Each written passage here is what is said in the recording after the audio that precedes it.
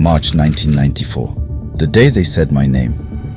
I was home, drinking tea, watching my daughter practice her reading. The radio was on in the background. And then, Sector 4 Kigali, Kagame Street. These are the cockroaches in your neighborhood. Uvera Jean, Habimana Paul, Mutabazi Joseph. My name, they said my name. The teacup slipped from my hands, shattered on the floor. My daughter looked up confused.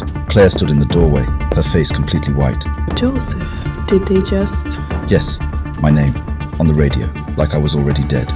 That was the moment I knew whatever was coming, there would be no hiding from it.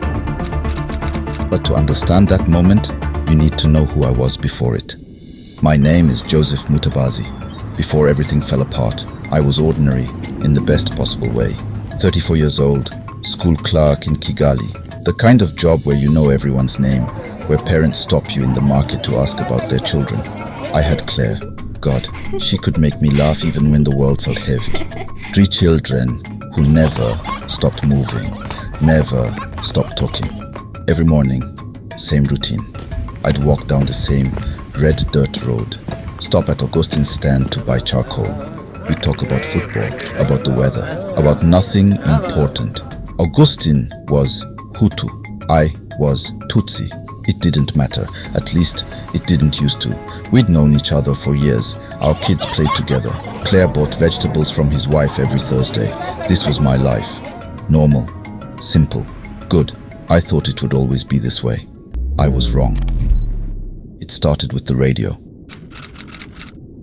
Tutsi rebels invaded from Uganda. The government called them cockroaches, invaders.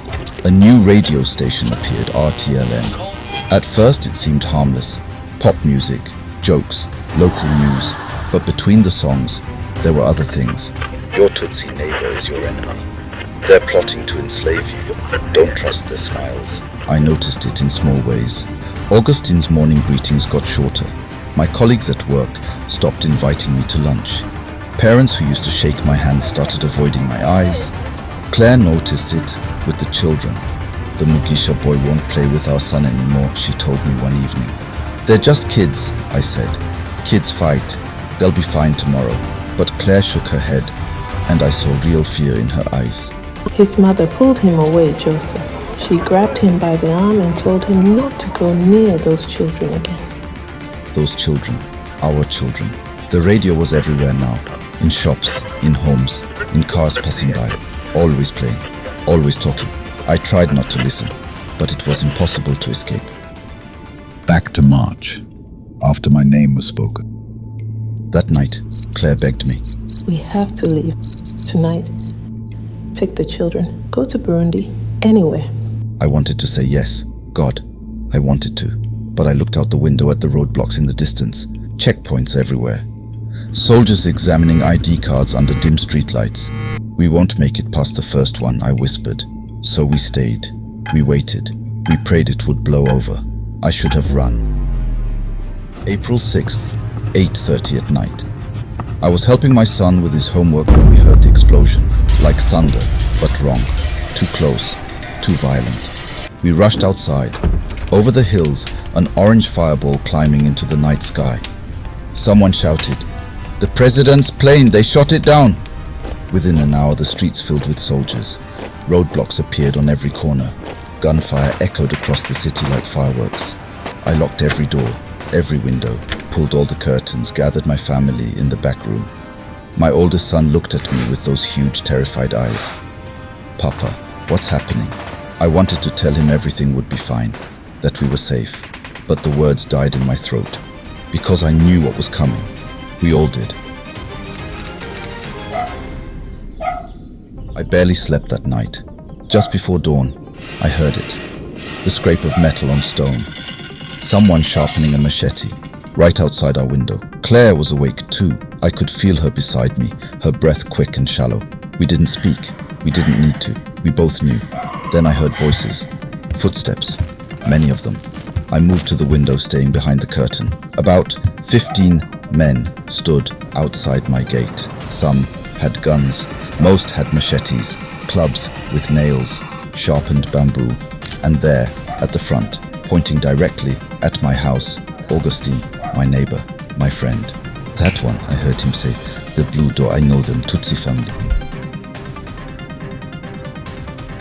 Everything slowed down. I turned to Claire.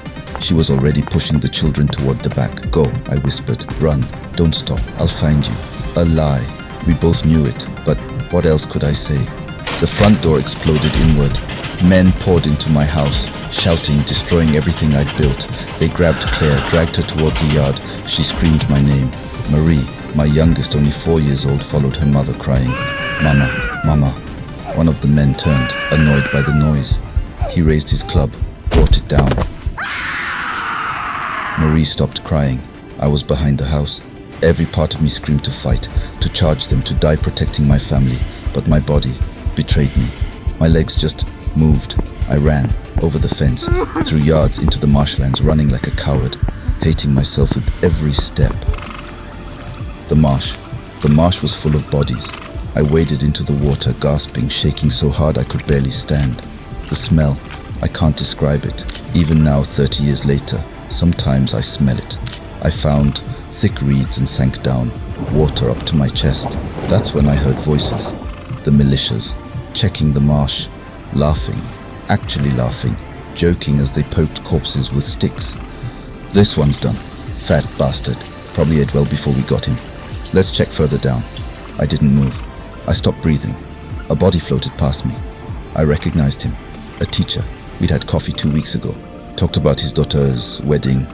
Now he was floating face down next to me. I stayed in that water for 6 hours. The sun moved across the sky. The voices eventually faded. When darkness came, I pulled myself onto muddy ground and collapsed. I was covered in filth, bleeding from cuts I didn't remember getting, shaking uncontrollably, alone, so completely, utterly alone. That was day 1. There were 99 more to go. I learned things in those 100 days. Things I wish I could forget. How to stop being human. How to become invisible. How to sleep while people scream nearby. How to make choices that I still can't talk about some of them. Not fully. Not even now. Next, I'll tell you about the church. About what I did to survive there. About the choice I made on day 30 that I'll carry to my grave. This is what survival actually means.